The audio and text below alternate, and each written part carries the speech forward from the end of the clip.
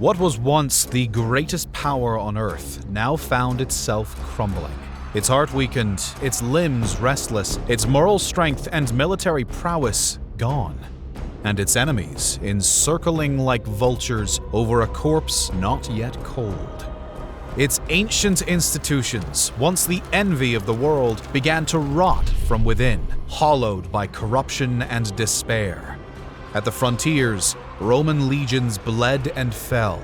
No longer feared as they once were, the defenders struggled to maintain the cohesion of what their great ancestors had conquered. Just as the crises with the Goths seemed to wane, a new terror emerged. There was no respite from military incursions at the border, as just after the situation with the Goths seemed to be somewhat stabilized, the Huns would make a deadly reappearance under their leader Attila, hastening the collapse of the Western Empire. Economically and socially, things were no better either. With the decline of central authority came a loss of faith of citizens in their institutions, setting in place a vicious cycle. This emboldened generals and other leaders to take more power for themselves. Rome's depleted military also made it harder to face enemies in battle and increasingly had to take the terms offered by its adversaries. The final years of Theodosius II's reign were not to see an improvement in the general state of the empire, as a resurgent Hun force renewed pressure on Roman forces. Unlike Rome's other barbarian enemies who made incursions into its European territories and largely originated from Central and Northern European regions, the Huns were definitively Asiatic. While some mystery surrounds their exact origins, they were likely originally from the steppe region of Central Asia, which includes parts of modern-day Kazakhstan, Mongolia, and China. Roman sources paint them in a completely different light to other barbarian groups, emphasizing their ugly and squat nature. They were an unknown compared to the fearsome but somewhat respected Northern and Central European groups. These people may have been regarded by the Romans as uncouth, yet ultimately were thought of as valiant, good-looking, and not dissimilar physically to Romans. These horse-dominated Asiatic Huns more resembled Genghis Khan's warriors of the centuries to follow, and they were duly feared as almost some kind of supernatural force. Hunnic warfare was also very different to the barbarian groups of Europe Rome was now familiar with. While some Germanic groups made use of cavalry, the Huns' warfare revolved around it.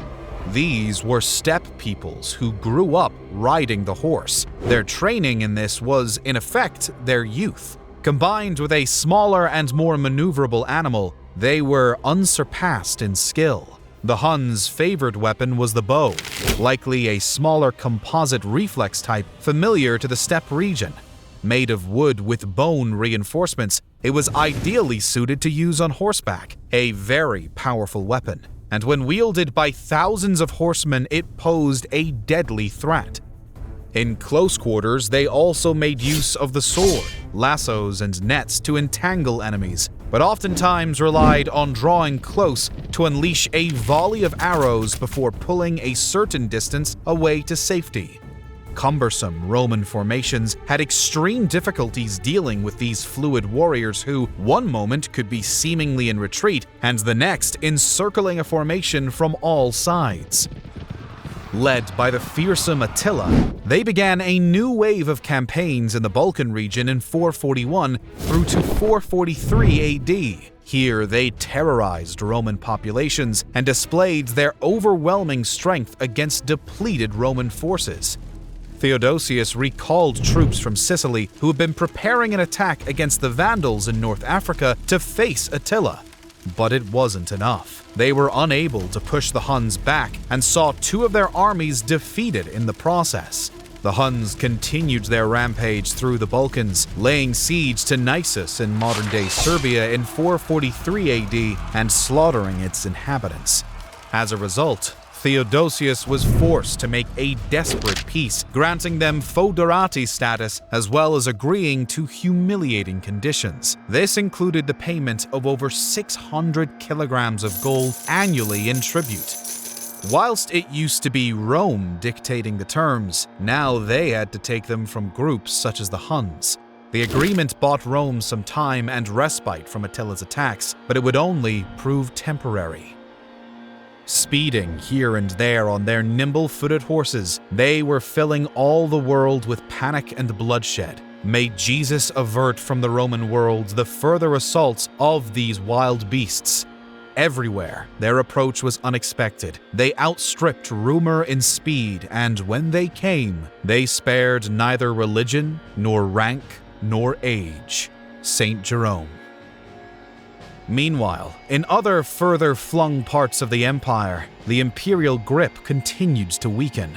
Hispania saw less and less Roman control, with persistent insurgent groups, such as the Bugodai peasants, alongside other barbarian tribes agitating for more independence. While Attila had been raiding the Balkans and other areas of the eastern provinces through the 440s, his attention would soon turn to the west. In 451, he crossed the Rhine, like so many marauders before him, and began his campaign against Valentinian's Western Empire. Attila led his troops into Roman Gaul, pushing towards Orleans in modern-day France. He would meet the opposing Roman forces at the Battle of the Catalaunian Plains in June 451 AD. The Roman army was heavily reliant on its Germanic allies by this point. A large component of its own ranks were composed of these tribal auxiliaries, but Rome also collaborated in the battle with an independent allied Visigoth force under King Theodoric I. This demonstrates the state of Roman power at this point, that they are reliant on an alliance with a group that they were just battling with decades previously.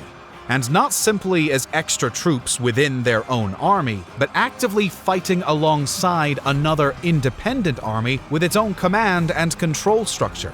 This had more in common with future medieval battles of the coming centuries than how Rome had fought in the past. The outcome of the encounter at the Catalaunian Plains is not fully clear. It is thought combined losses in the tens of thousands minimum was likely, with the Huns eventually retreating, but it was by no means a defeat severe enough to remove them as a threat. In 452 AD, after regrouping and recruiting, Attila's groups swept into Italy rather than Gaul this time, capturing key cities including Verona. He also sacked Padua and Milan in the same year, with the important center of Aquileia reportedly razed with devastating effect, though some evidence suggests partial recovery in later years. Roman forces under General Aetius didn't have the troop numbers to face Attila directly, so opted for a harrying strategy at his rear. The Huns' invasion of the Italian mainland was yet another humiliating blow for Rome in a long series. The empire again demonstrated that it could not effectively defend its heartlands, let alone further flung areas. However, to the relief of Emperor Valentinian, the Hunnic threat would subside mostly of its own accord. With plagues in Attila's ranks, as well as threats from the new Emperor Marcian in the east against Hun home territory, they were forced to retreat. Within a year, their leader Attila would die, leading largely to the breakup of the group as the devastating fighting force they had been. Characteristic of the unstable time period for Rome, no sooner had the threat of Attila's Huns been pushed back, Valentinian was plotting the murder of his general Aetius, the same man who had faced down the fearsome Hun army on his behalf. Encouraged by a wealthy senator Maximus and others from his court, Aetius was apparently confronted while reading a statement to the emperor. He was then set upon by Valentinian himself, a rare occurrence for a Roman assassination. Without a weapon, the general was unable to defend himself and was fatally wounded in the encounter. It would be less than 6 months before two followers of Aetius, seeking revenge, killed Valentinian in turn, with the deed carried out while the emperor was out hunting. Rome's real enemies, it seemed, were now within its own walls. Valentinian was succeeded by Petronius Maximus, the same senator who had encouraged him to kill Aetius. Such was the state of intrigue and treachery in Roman power circles by this time. Maximus's reign was doomed from the start, though. The Vandals, under their king Gothic, had already begun preparations for the invasion of Italy, and when news started to spread through May 455 AD of the impending attack, panic took hold in the city. The expected relief force hadn't arrived, and Rome wasn't in a state to defend itself from Gothic's large army. Many citizens fled, and Emperor Maximus attempted to organize his own evacuation and that of the Senate. However, he would be killed on the 31st of May, likely stoned by an angry mob of citizens just outside the city walls. As he was mutilated and tossed into the river Tiber, the Vandals approached unimpeded. Truly a sorry state of affairs for the once mighty empire. Unlike the Gothic sack of Rome in 410 AD, this one by the Vandals was fiercer and more prolonged. They stayed in the city, pillaging and looting for 2 weeks, stripping anything and everything of value. This is also where the modern usage of the term vandalism comes from. Many Roman citizens were taken to Vandal territory in North Africa as slaves, led through their burning city to awaiting boats in chains. Though it is reported that Pope Leo's pleas to refrain from killing and torture were mostly heeded, with no wholesale massacre committed by the Vandals, it was still a great destruction of the heart of Roman power and symbolic of the end days of the Western Roman Empire. Into this chaos would step a new emperor, Avitus, a powerful senator of Gallic descent, who at the time of Maximus's death and sack of Rome was at the court of Visigoth king Theodoric I in Gaul. Symbolic of the importance of these new rising power centers around the old Western Empire, it was Theodoric and his court that elevated Avitus to the role of emperor and acted as his power base. As a result, Avitus had trouble gaining recognition from both the Eastern Empire, currently ruled by Marcian, as well as the Senate in Rome. Only on traveling back to the city was he able to achieve this. However, the desperate nature of the situation just following the sack of Rome did not help him. He faced resentment from much of the population for being both a foreigner as well as bringing in his largely Visigoth forces to the city of Rome. These mostly non-native troops needed food and payment, a tall order for the empire's already overstretched coffers. It is reported Avitus resorted to melting down bronze statues and other desperate acts to help raise capital. A small success achieved among the bad news was the defeat of Vandal raiding forces off the coast of Sicily in a battle led by his capable general Ricimer, another powerful military figure in the vein of Stilicho and Aetius before him, wielding at times as much power as the emperor. Avitus's deal with his Visigoth backers, though, to whom he promised large portions of Hispania, was to backfire on him. Theodoric I's campaign in Hispania meant that he was unable to come to Avitus's aid in Rome when faced by an uprising against his rule. Majorian, another powerful military figure with the crucial backing of Ricimer, directly challenged Avitus. Avitus then moved north to muster his forces in Gaul and would travel back to meet Ricimer's forces near Piacenza in northern Italy. He was roundly defeated, though, and forced to accept the position of bishop of the same city, though he would die shortly after. One of the key agitators, Majorian, would succeed Avitus, claiming the title of Western Emperor for himself in April 457 AD. Majorian's rule would be the last of significance in the Western Roman Empire, with those who followed him being largely controlled by either the Eastern Empire or barbarian generals. Inheriting a greatly reduced empire, with essentially just the Italian mainland and a rump of territory in Gaul and Hispania, he made it a priority to recapture lost ground and take battle to Rome's enemies. Majorian had some success in pushing the Vandals back and claimed an important victory at the Battle of Garigliano in 457 AD, where he surprised a large raiding party attempting to make their way back with loot from a raid in southwest Italy to their North African territory.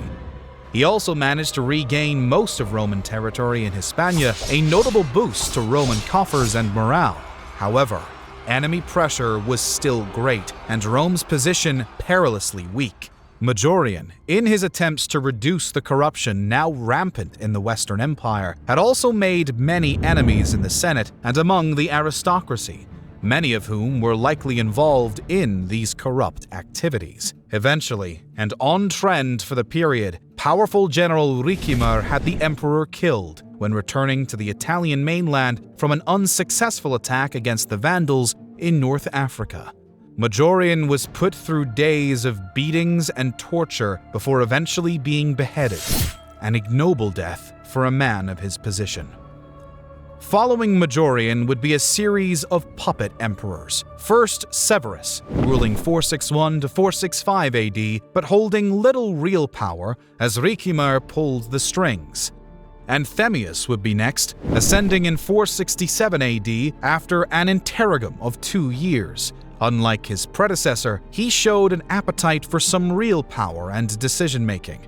This proved a problem for General Ricimer, who by this point was accustomed to calling the shots. Anthemius had also been granted some legitimacy by the Eastern Empire and Leo I, which again reduced his dependence on Ricimer somewhat. The issue escalated until all-out confrontation between the two. Like Majorian though, this would end badly for him, as after nearly 5 months of conflict, with Ricimer besieging him in the city of Rome, Anthemius was captured and shortly after beheaded.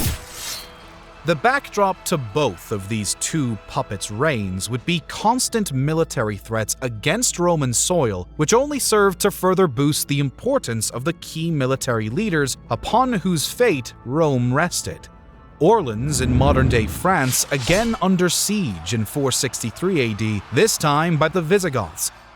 The Battle of Bergamo in 464 AD saw all-powerful General Ricimer defeat an Allan force invading Italy, managing to kill their king. 468 AD and the failure of a combined Eastern and Western Roman operation against the Vandals in North Africa. One of the largest amphibious operations from the period, which cost the Western Empire dearly in funds it could ill afford to lose at this time. 469 AD saw a defeat of Roman and allied forces against the Visigoths, this time in Diols, northwestern Gaul. This was followed by another defeat of Roman forces by the Visigoths, this time in Arles, southern Gaul, while attempting to put a stop to the same forces who had defeated them in 469 AD. They were roundly defeated, which subsequently allowed the king of the Visigoths, Euric, to capture much of the surrounding territory.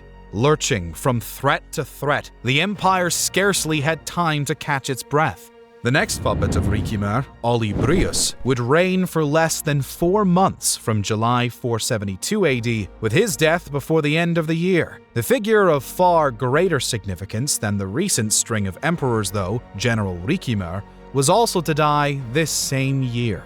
This created a real power vacuum, as he had effectively been pulling the strings since his murder of Emperor Avitus. It would be Ricimer's nephew, Gundobad, who would step into the role of his uncle and hold a significant amount of power for the last 4 years of the Roman Empire in the West. During these last years, Rome's power base was now so depleted that it could barely function effectively as a ruling entity. Surrounded by barbarian groups now increasingly settled into territories and forming what would become the nation-states of the next centuries, the Western Empire would formally end with the deposition of Romulus Augustulus by Odoacer, a Germanic barbarian leader, in 476 AD. He would become the first post-Roman ruler of Italy, and with Augustulus having no successor, the lineage of the Western Empire would end.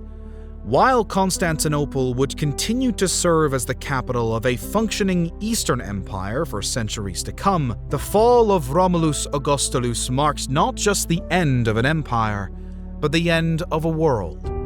In its place, a fractured Europe would emerge, scarred, scattered, and waiting to be reborn. If you'd like to help us keep creating and get early access to our videos, behind-the-scenes content, and other perks, consider becoming a member right here on YouTube or joining us on Patreon. Every bit of support helps. And as always, thank you so much for watching.